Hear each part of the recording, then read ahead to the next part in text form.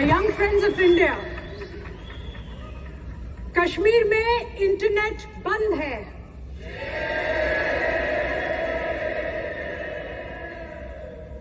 बच्चों को जेल में डाला जा रहा है। Kashmir is under attack. अब हम देखेंगे कि किस तरह वहां पर माइनॉरिटीज को पर्सिक्यूट किया जा रहा है, कॉन्स्टिट्यूशन का मर्डर हो रहा है। और ये सरकार है जो कह रही है सब चंगा सी, पर ये झूठ अब और नहीं चलेगा। अब हम देखेंगे, आज की रात ही देखेंगे कश्मीर की सच्ची कहानी, और वो सच कि जिसका वादा है वो हमें दिखाने जा रहे हैं वो। So let's give it up for our presidential candidate, Krishna Pandit.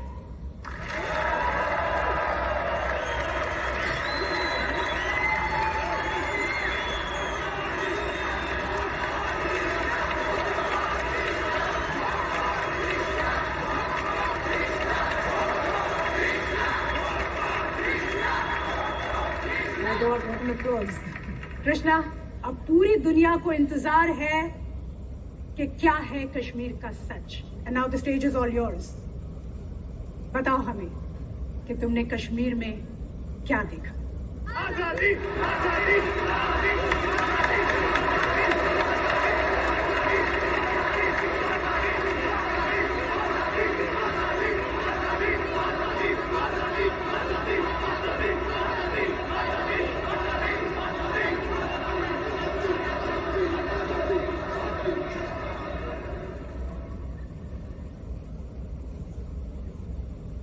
मैंने देखा एक खुला आसमान। उस आसमान के नीचे हिमालय के खूबसूरत पर्वतों से घिरी एक जन्नत है, और उस जन्नत में एक ऋषि आते हैं और वहां के एक पर्वत पर बैठकर सालों तपस्या करते हैं।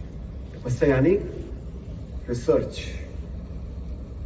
वो रिसर्च करते हैं ताकि उस जन्नत से ज्ञान की गंगा बह सके।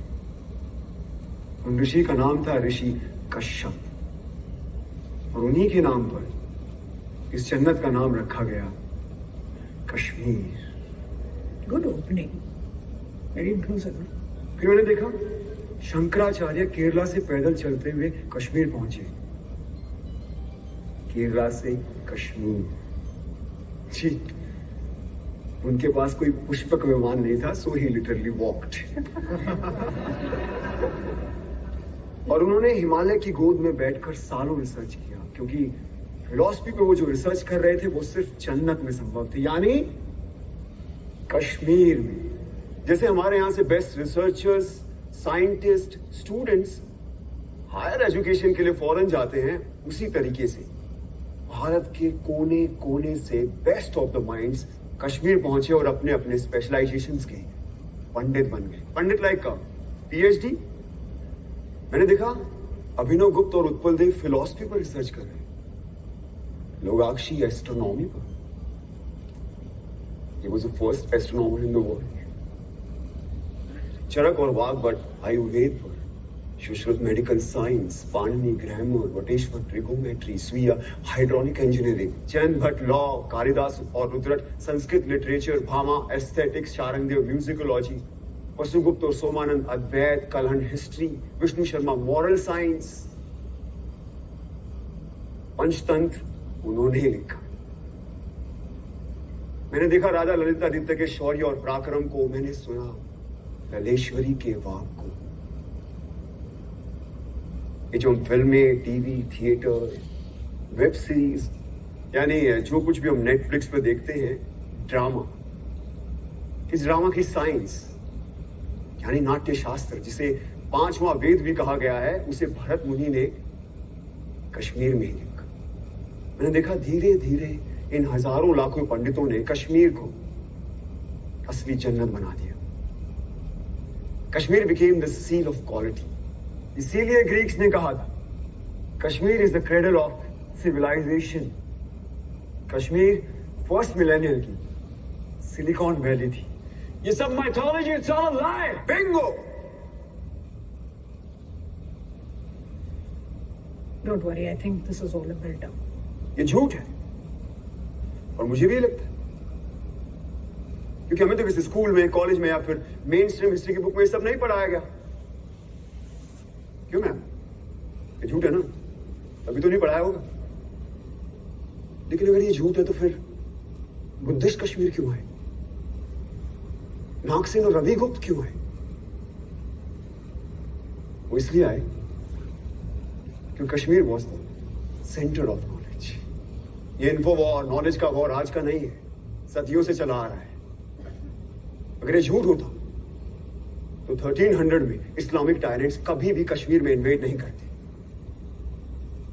उन्होंने इसलिए इन्वेड किया क्योंकि उनको पता था कि Kashmir was the world centre of knowledge, और जिसका नॉलेज पे कब्जा वो पूरे वर्ल्ड पे रूल कर सकता था। लेकिन एक प्रॉब्लम था, अब जमीन पे कब्जा कर सकते हो, लेकिन ऐसे इवॉल्व पंडितों की, आई मीन स्कॉलर्स के फ्री माइंड पे कैसे कब्जा करोगे? तो फिर शुरू हुआ एक नया सिलसिला। तलवारों और बंदूकों के जोर पर इन पंडितों को कन्वर्ट करने के लिए भेजे गए इन टायरेंट्स के सोल्जर्स, जो उन्हें जबरदस्ती कन्वर्ट करने लगे, और जो नहीं मानता था उन्हें पैर के तले रौंद दिया जाता था। और ये लोग वो थे जो खुद परसिक्यूट होकर कश्मीर आए थे और कश्मीरियों ने इन्हें पनाह दी थी।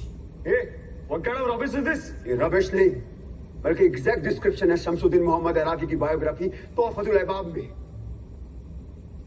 जानते हो इराकी कौन था? हाँ? नहीं?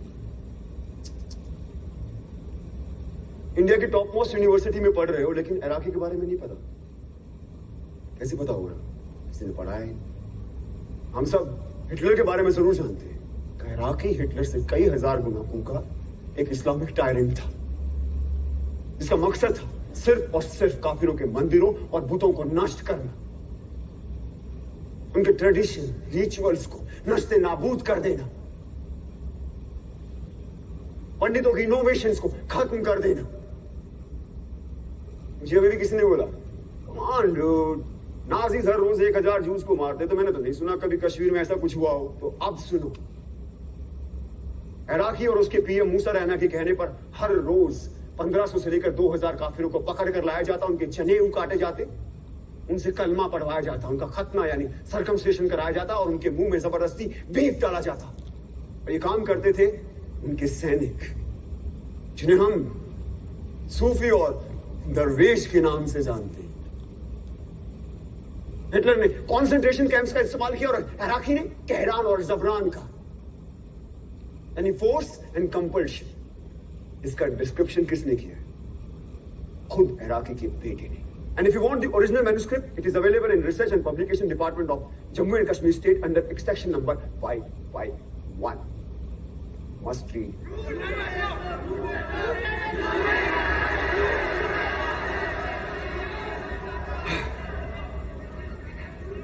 कश्मीर का सच इतना सच है कि हमें हमेशा झूठ ही लगता है।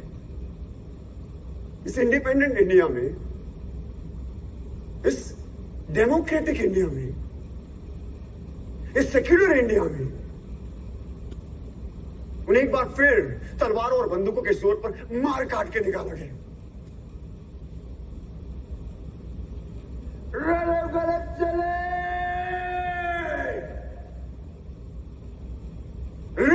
गलत चले।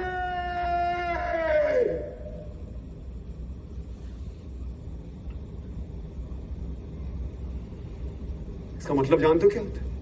रलिंग मतलब कन्वर्ट, सलिंग मतलब रन, कलिंग मतलब डाई। अपना धर्म बदलो, भागो क्या मर जाओ। ये उनका 7th एक्सोडस था, और इस बार मामूली एक्सोडस नहीं था, इस बार था जेनोसाइड। और कहानी यही खत्म नहीं हुई। उन लोगों का एक बार फिर जेनोसाइड हुआ, जो ना इराकी ने किया, ना टेररिस्ट ने किया, और ना स्टेट ने। जो किया हमने और आपने, आप सबने।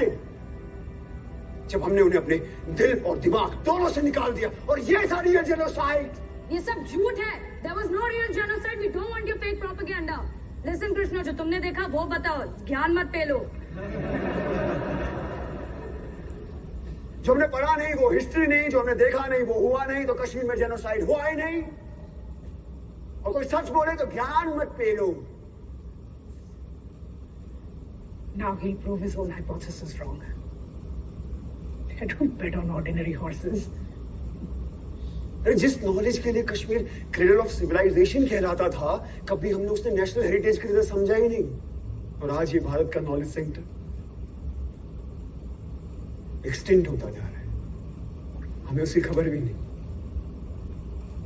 से शेम शेम शेम। हमने मरने वाले को क्यों बांट दिया? क्यों मरने वाले सिर्फ कश्मीरी थे, ना कि भारतीय? 1990 में सिर्फ कश्मीरी हिंदुओं को नहीं मारा गया, बल्कि तमाम मॉडरेट मुस्लिमों को भी मार दिया। यही नहीं, सिख, बुद्धिस्ट, क्रिश्चियन, डोगरा, गुज्जर, दलित, जिसने भी टेररिज्म के खिलाफ आवाज उठाई उन्हें मार दिया गया। यहां तक कि अरे यार कश्मीर की सोल तक को मार दिया गया। थिएटर, आर्ट, म्यूजिक, लिटरेचर सब बंद कर दिए गए। 1996 में सिनेमा हॉल खुला तो वहां गोलियां चला दी, पीपल डाइड। कितने टेम्पल्स को तोड़ा गया, उनको आग लगाई गई। क्या वो सिर्फ टेम्पल्स थे? क्या वो सिर्फ बुतों का घर थे? क्या वो भारत का फाइनेस्ट आर्किटेक्चर नहीं थे? क्या वो भारत के महान इतिहास का प्रतीक नहीं थे? क्या वो भारत का स्पिरिचुअल सेंटर नहीं थे? Indian architecture, Indian heritage centre, Indian spiritual centres को डिस्ट्रॉय कर देना क्या कल्चरल जेनोसाइड नहीं है? Stop this rhetoric. Talk facts or shut up. बोलने दो उसे, मैं सुनना चाहता हूं। मैं भी। बोलो कृष्णा।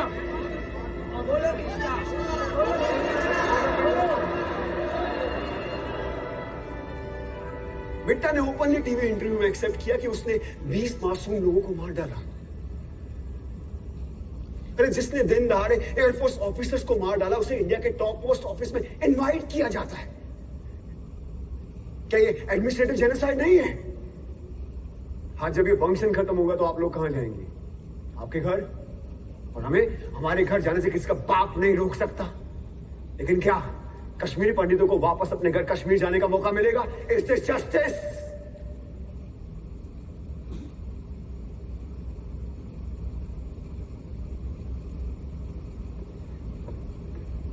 मैं तो एक स्टूडेंट हूं, सो कॉल्ड भारत का यूथ, द फ्यूचर। मैं दुनिया के बारे में ज्यादा जानता नहीं, लेकिन इतना जरूर जानता हूं कि जिस राष्ट्र में राइट टू जस्टिस नहीं, वो राष्ट्र कभी विश्व गुरु नहीं बन सकता। राधिका,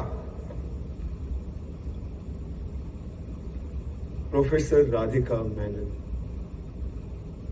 आपने एक बार मुझसे कहा था कि हर कहानी में एक विलन होता है। बिल्कुल होता है, लेकिन उससे बुरा विलन कोई नहीं जो एक बच्चे से उसकी मां को छीने। कहा जाता है कि जिस जमीन से आपकी जड़ें जुड़ी होती है ना, वो जमीन आपकी मां होती है।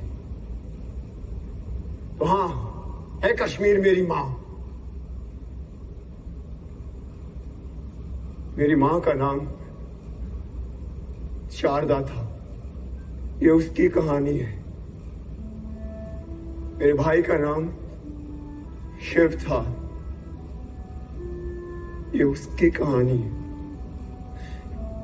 तो ये कहानी सिर्फ मेरी मां की नहीं है, आप सबकी भी मां की है।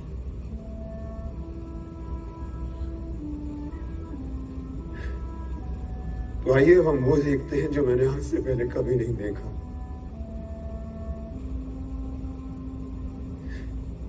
और आप खुद तय करें कि कौन है गुनहगार, किसे मिलनी चाहिए सजा। और अंत में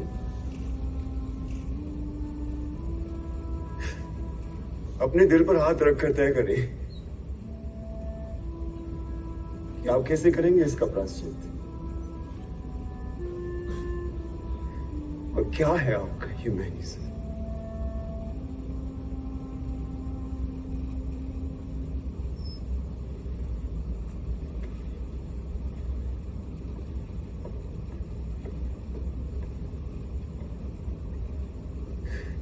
क्या है वो अनल हक?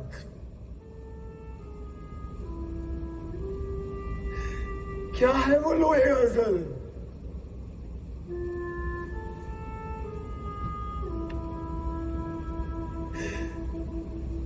इस दिन का वादा था,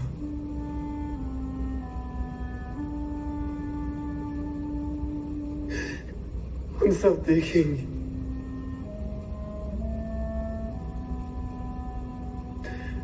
अब हम सब देखेंगे।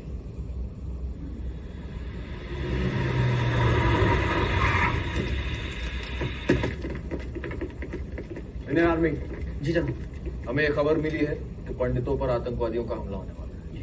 गांव में जितने भी पंडित हैं उनकी एक लिस्ट दे दो और गार्ड नंबर। जी। अब आप ध्यान से सुनिए, आप सब लोग गांव के बाहर जाएं। जी जनाब। अब ये थाना हमारे अंडर है, सारे हथियार उठाना। सारे पंडित अपने अपने घरों से बाहर आए। हम इंडियन आर्मी जी सिक्योरिटी वाले हैं, लगता है ब्रह्मा अंकल ने भेजा है, मैं देखती हूँ। हम आपको प्रोटेक्ट करने आए हैं, आपकी हिफाजत करने आए हैं। प्लीज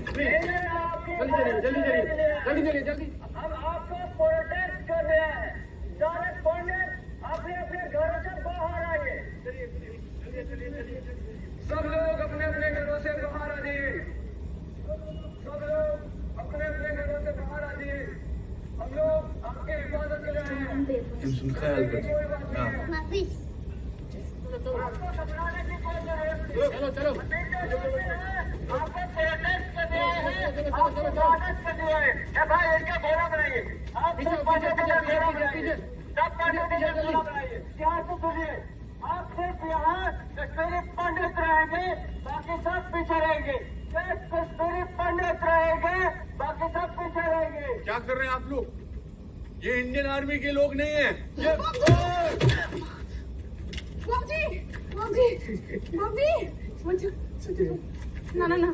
ना मुझे चलो।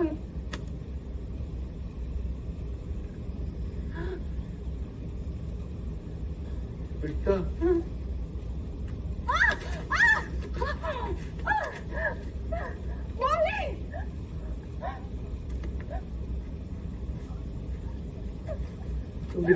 क्या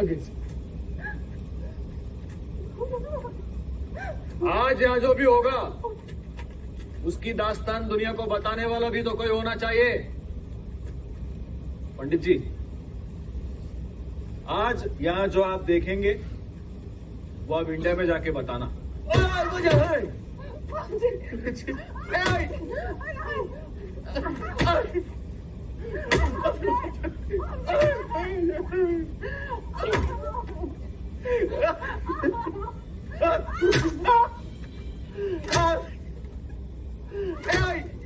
साले पट्टे।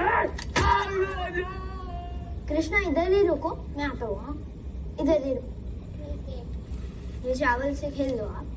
मैं आता हूँ। इधर ही रुको। हाँ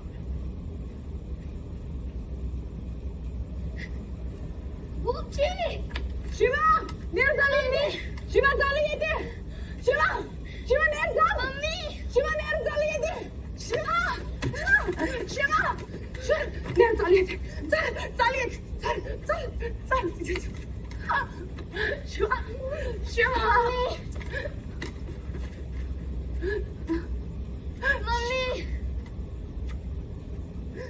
मम्मी उस दिन तेरे शौहर के खून से भीगे हुए तोमल खिलाए थे तुझे, आज बेटे के खिलाओ। पटनी दोधिये मास, ये कह कौर्थम दिल जिगरस।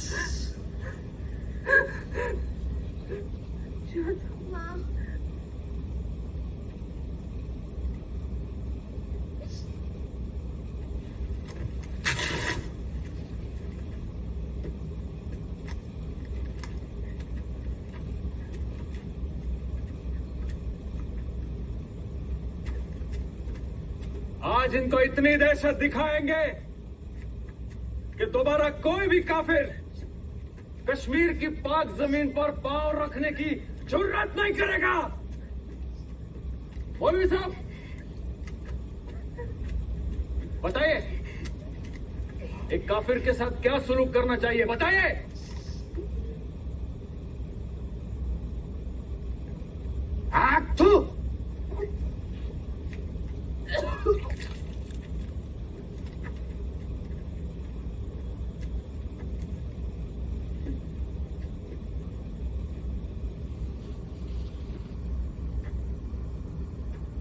देखा नहीं जा रहा।